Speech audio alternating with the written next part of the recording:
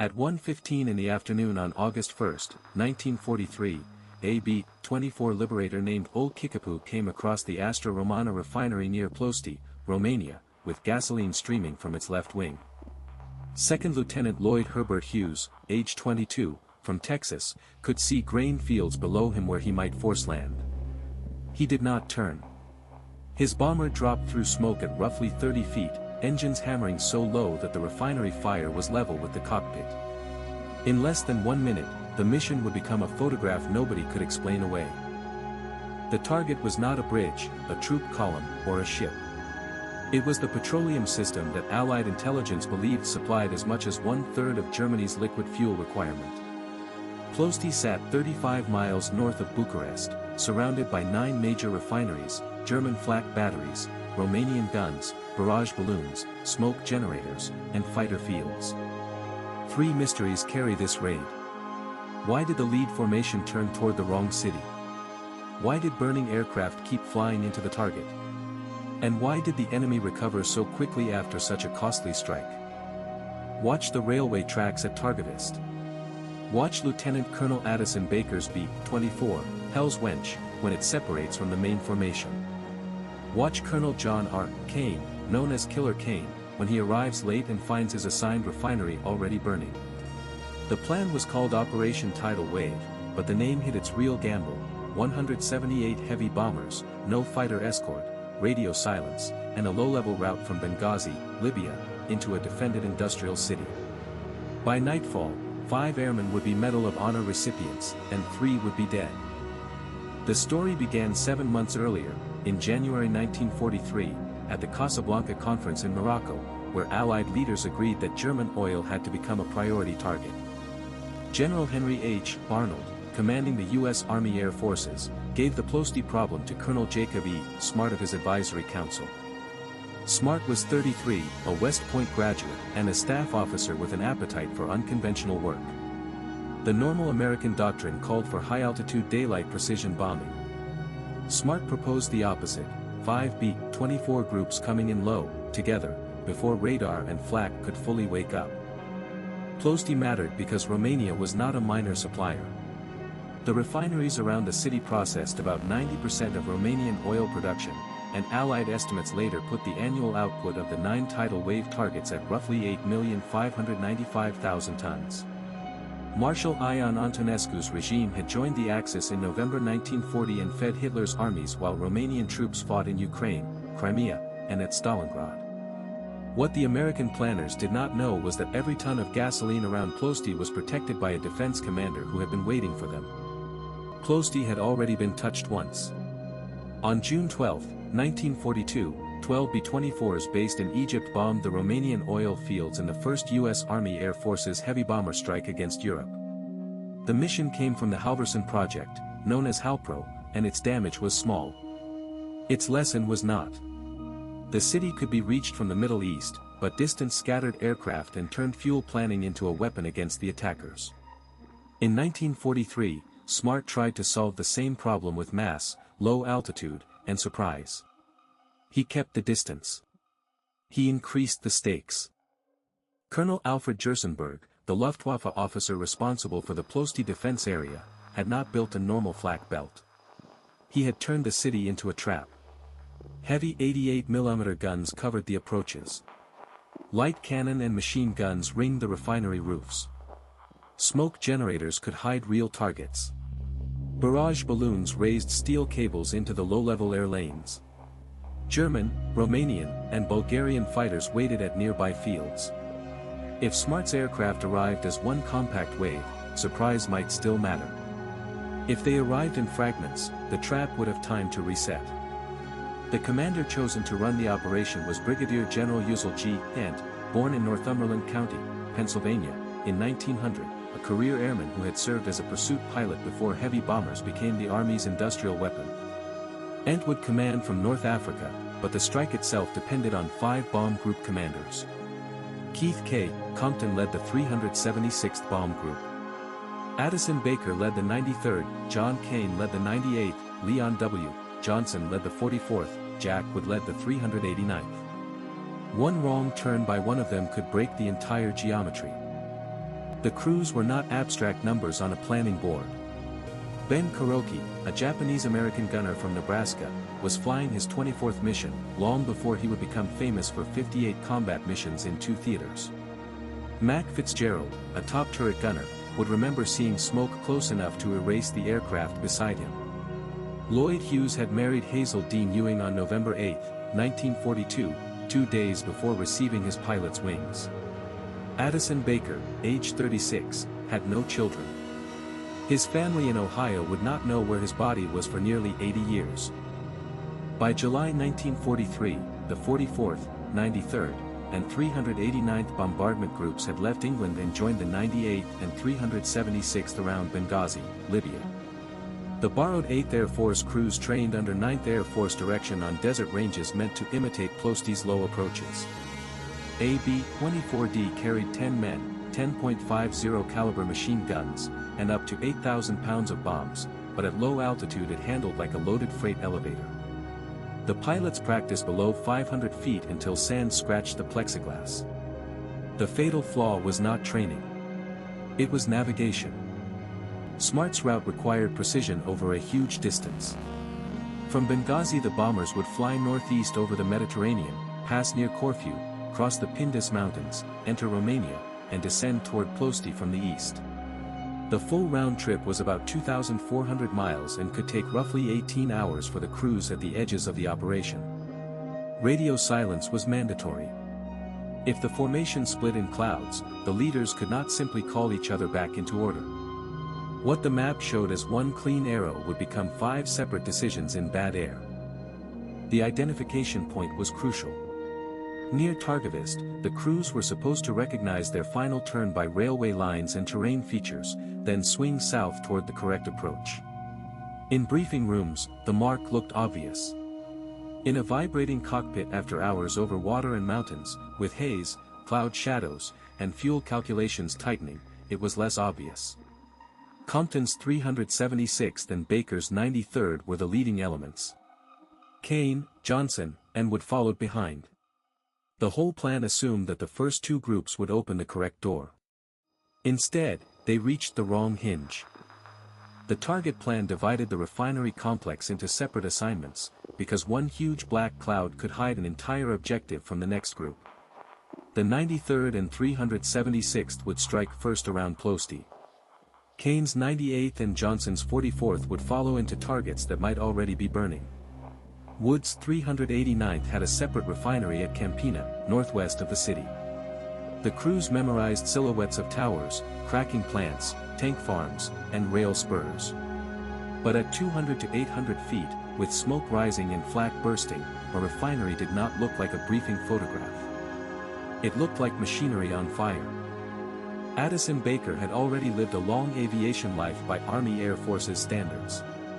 He enlisted as a private in 1929, entered flying cadet training in February 1930, received his wings on February 27, 1931, and returned to active duty in November 1940.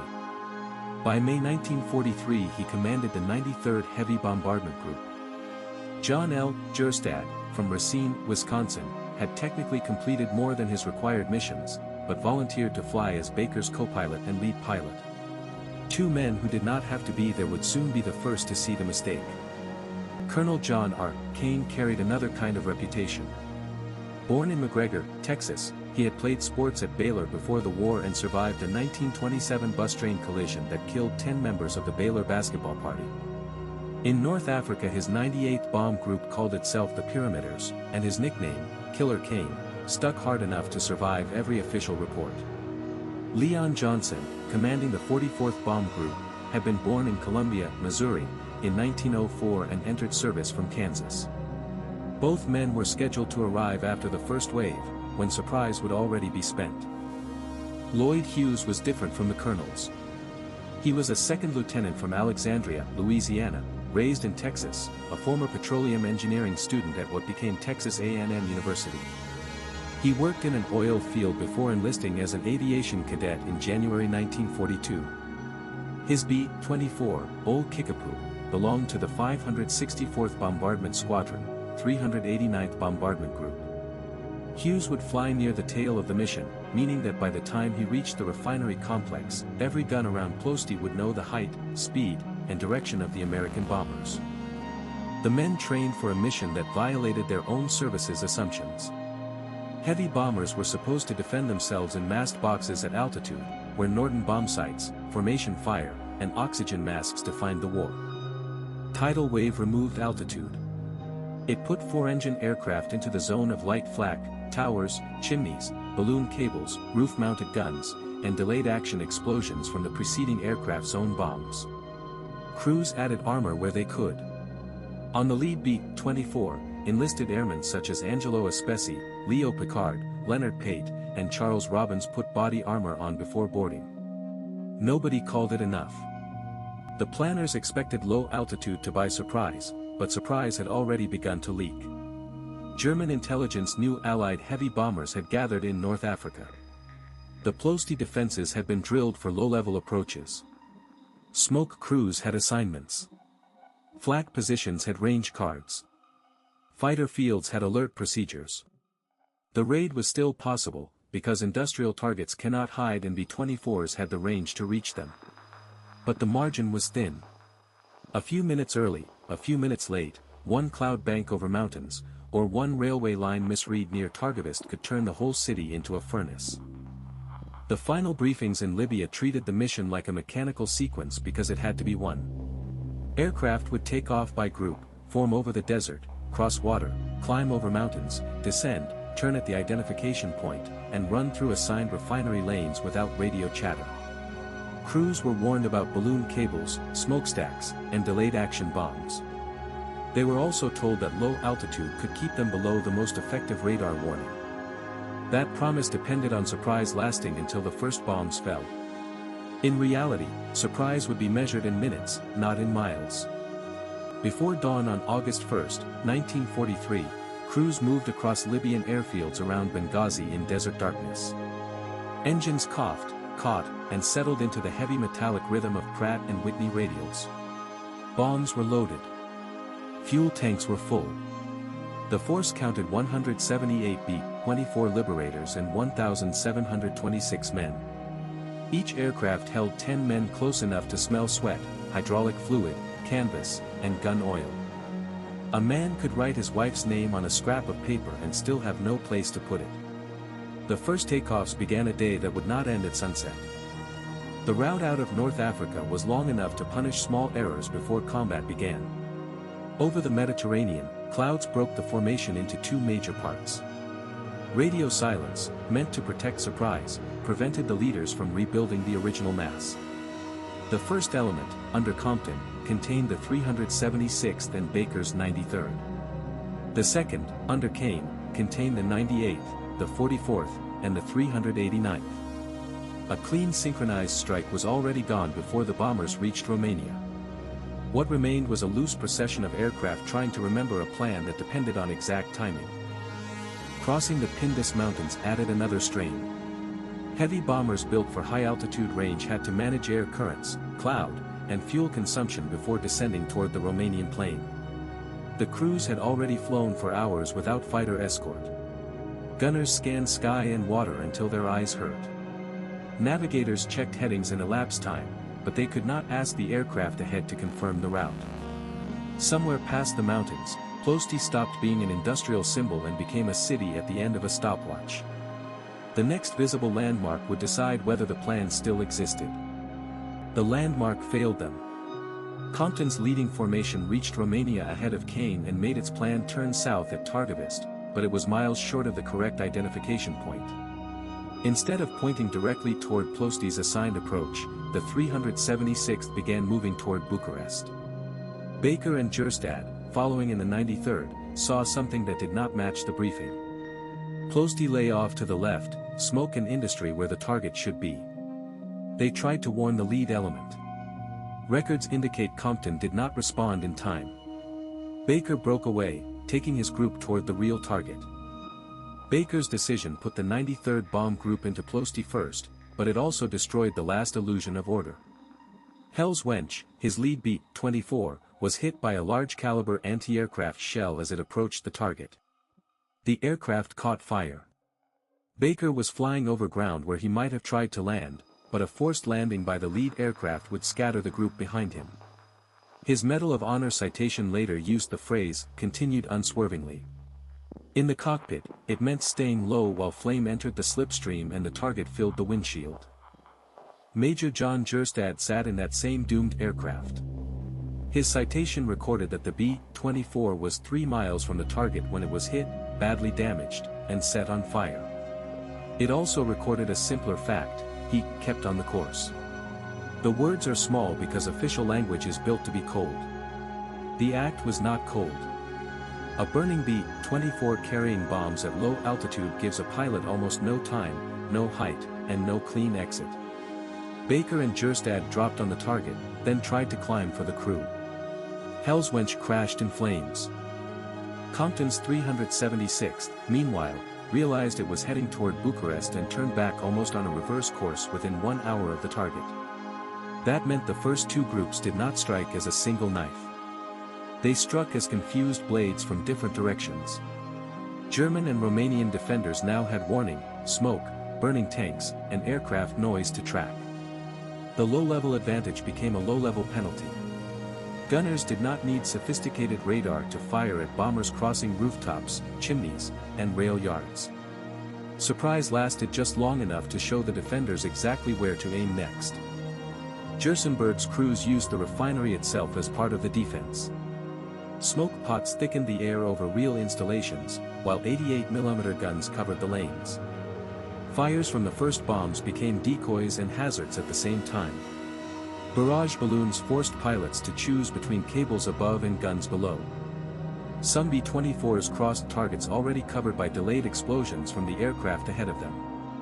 The defenses did not have to shoot every bomber down. They had to make each pilot fly a heavy aircraft through a different impossible choice. That was enough to turn formation discipline into individual survival. Ben Kuroki later called the attack terrifying in an interview with the National World War II Museum. His aircraft came over burning storage tanks while flame rose higher than the bomber itself. Kuroki remembered feeling sure they were doomed. Below the B-24s, Ploesti was not a target map. It was black smoke, orange fire, silver balloon cables, red tracer rounds, and rooftops passing too fast for the human eye to organize. The crews had trained to fly low, but training ranges did not explode under them. Every aircraft after Baker entered a city already awake. Mac Fitzgerald, manning a top turret in another B-24, remembered smoke closing around his aircraft. He watched a Liberator hit by enemy fire crash into a 3-story brick building. Fitzgerald's private sentence was blunt: that's 10 men gone. The arithmetic of a B-24 was always 10. 10 oxygen masks at altitude. 10 parachutes. 10 stations. 10 letters home if the aircraft did not return. At Ploesti, the bomber was so low that parachutes were often useless. A crash was not a descent. It was impact, fuel, and fire before anyone on the ground could count the crew. Kane's 98th Bomb Group reached Ploesti after the first waves had already turned parts of the complex into smoke and flame. His assigned target had been struck and damaged by another group, but Kane did not turn back across Romania with bombs aboard. His official citation says he elected to lead his formation into the attack despite worn defenses, fighters, delayed action bombs, oil fires, explosions, and dense smoke. Those hazards were not poetic language. Delayed action bombs from earlier B-24s were exploding under later B-24s while refinery fires made altitude judgment almost impossible. Leon Johnson's 44th Bomb Group entered the same broken target system. Johnson's assigned refinery had already been damaged when his formation arrived, but he re-established contact with the third element and pushed through the planned attack point with a reduced force. His Medal of Honor citation later noted that he had lost the element of surprise.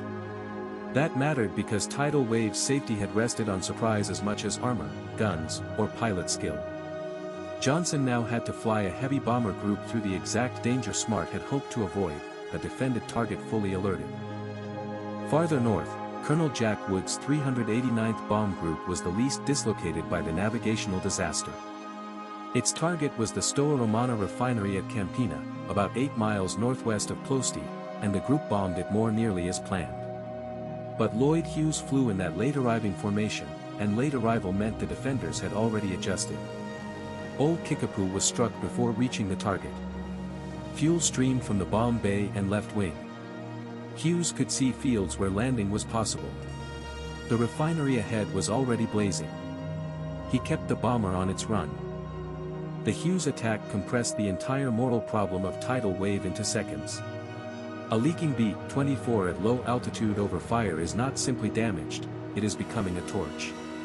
The Department of Defense account states that Hughes flew into a wall of fire about 30 feet above the ground.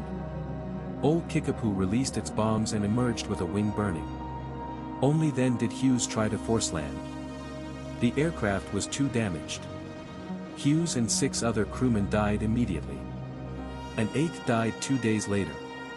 2 men survived as prisoners. The target was hit. The cost was inside the aircraft. For the men still airborne, survival meant escaping south alone or in small groups. Some aircraft were chased by Axis fighters across Romania and Bulgaria. Some crashed in fields. Some disappeared into water. Some diverted to Allied bases in the region. Others crossed into neutral Turkey, where 78 airmen were interned rather than sent back into the fight. Bombers that reached Benghazi often landed shot through, hydraulics failing, tires damaged, engines coughing from hours of abuse. The mission had begun as one force. It returned as fragments, each aircraft carrying a different version of Ploesti. Turkey became an unexpected chapter in the raid. Neutrality meant that 78 American airmen who landed there were not free to fly back to Benghazi and rejoin their groups. Their aircraft were impounded, and the men entered internment rather than normal prisoner-of-war camps. For some, Turkey meant safety after Ploesti. For commanders in Libya, it meant aircraft and crews removed from the order of battle as surely as if they had been shot down. The neutral border offered life, but it also made the mission's losses larger than the cemetery count. The losses were severe enough to define the raid for generations. Of the 178 B-24s on the mission, 54 aircraft were lost. Personnel losses included 310 airmen killed, 108 captured, and 78 interned in Turkey, according to the Air Force Historical Support Division. The National Museum of the U.S. Air Force counts 1,726 men on the mission and nearly 500 who failed to return. 5 airmen received the Medal of Honor: Kane, Johnson, Baker, Jerstad, and Hughes. Baker, Jerstad, and Hughes received it posthumously. But the numbers alone hide who buried the bodies. Romanian civilians and officials buried many of the American dead in the Heroes section of Bolovan Cemetery in Ploesti. The National World War II Museum notes that 116 Romanian civilians and military personnel died, making the raid one of the unusual airstrikes in which aircrew deaths exceeded civilian deaths. That fact does not soften the event, it sharpens it. On the ground were refinery workers, forced laborers, air defense crews, city residents, and prisoners. In the air were men who had been told that destroying oil might shorten the war. Between them was smoke thick enough to turn noon into dusk. A German flak gunner later produced artwork commemorating the defense. The scroll at the National Museum of the U.S. Air Force reads, in part, "Destruction of 31 Liberators." The number was not the full American loss count, but it reveals how the defenders understood the day. They had not merely endured an attack, they had won a ground-air battle over an industrial city.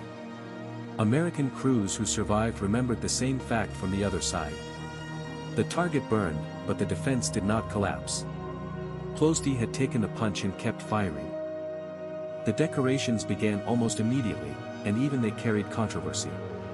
Kane's Medal of Honor was issued under General Orders No. 54 on August 9, 1943. Johnson's citation was also tied to the Ploesti action of August 1. Baker and Jerstad were recognized later, posthumously, after arguments over whether breaking away from Compton's mistaken course had violated the formation plan. Airmen who had been there understood the problem differently. The wrong turn had made obedience dangerous. Baker and Jerstad had not abandoned the mission. They had found it. But the worst was still coming, and not for the enemy. The first damage reports made the raid look more successful than it was. Tidal wave had targeted 9 major refineries whose annual output totaled about 8,595,000 tons.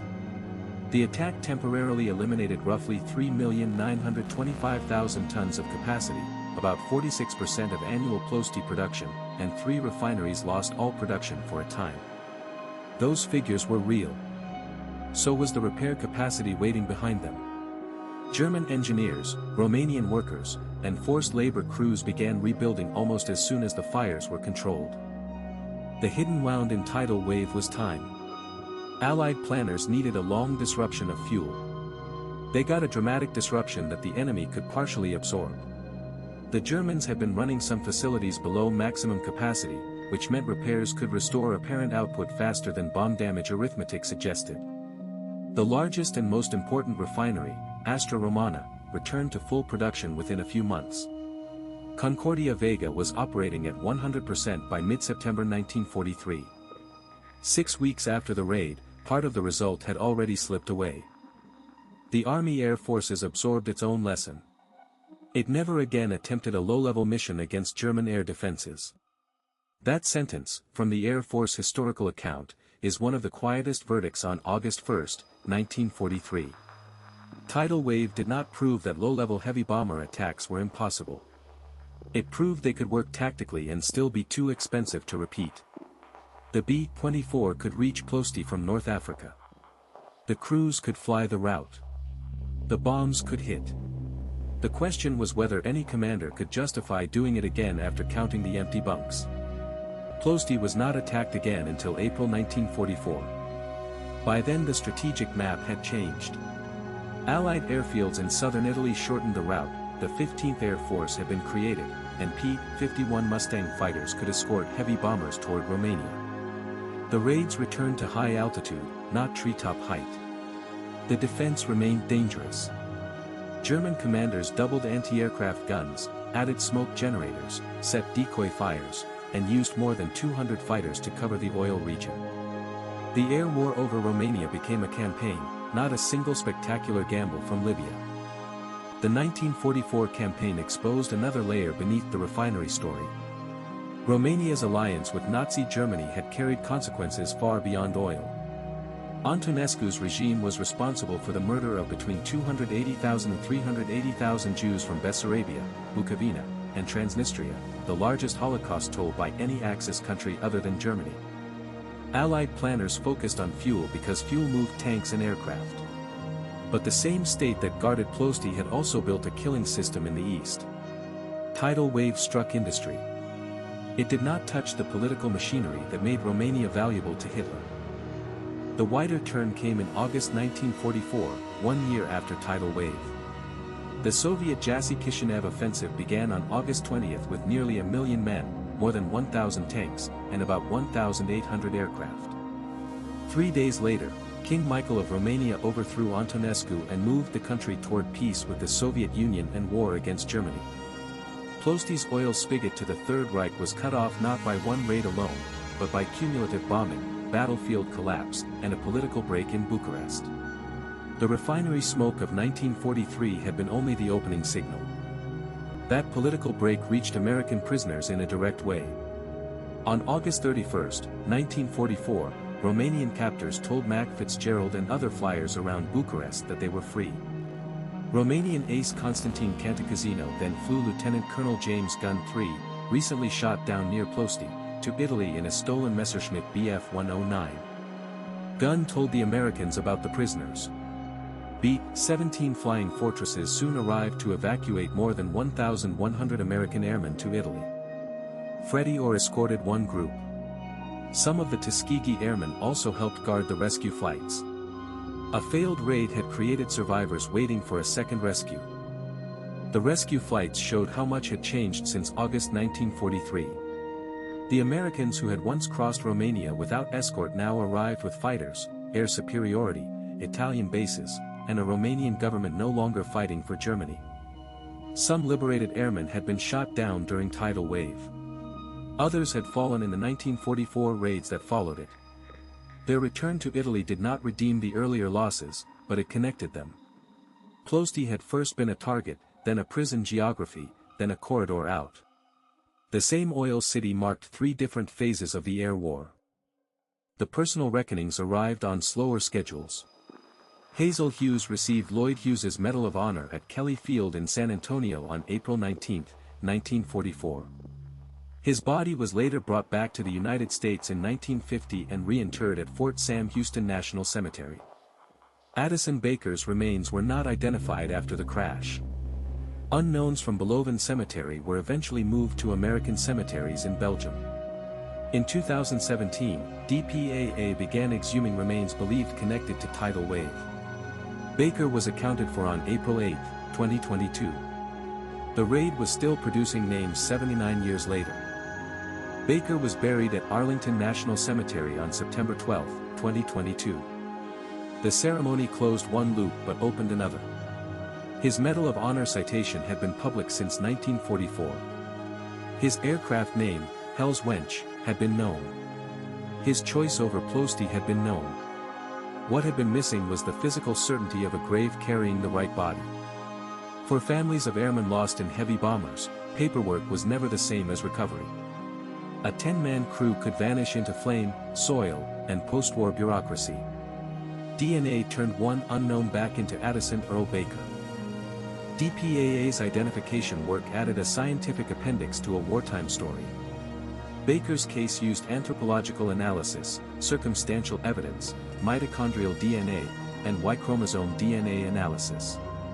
Those methods belonged to the 21st century, but the remains came from an August 1943 crash and a post-war graves registration process that could not identify every burned or fragmented body. The distance between the crash at Ploesti and the laboratory at Offutt Air Force Base, Nebraska, was not only geographic. It was technological. The war had ended in 1945. The evidence was still speaking in 2022. Leon Johnson survived Ploesti and later became a general. John Kane also survived and carried the title Killer Kane for the rest of his public life.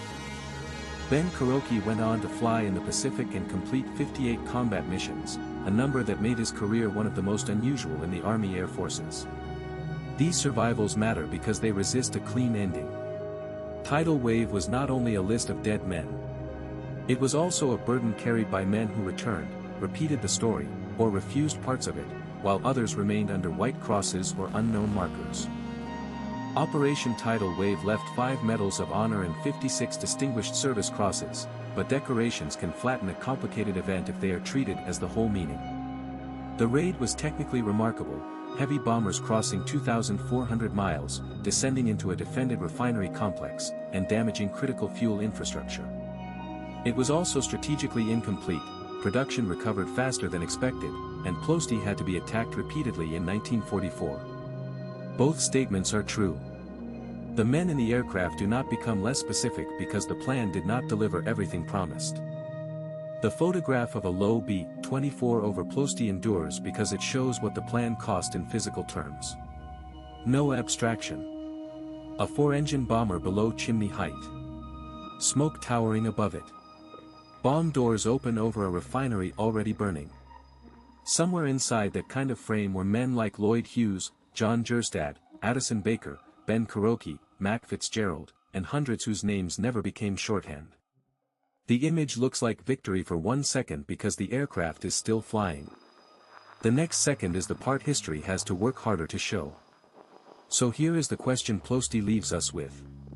If a mission destroys real targets, earns real decorations, kills 310 airmen, frightens the enemy, and still fails to produce the strategic result its planners needed, what do we call it? A success paid for too heavily? A failure carried out with extraordinary skill? Or something harder to face, a necessary experiment whose human cost was known only after the smoke cleared over Romania on August 1, 1943, while the refineries began preparing to run again?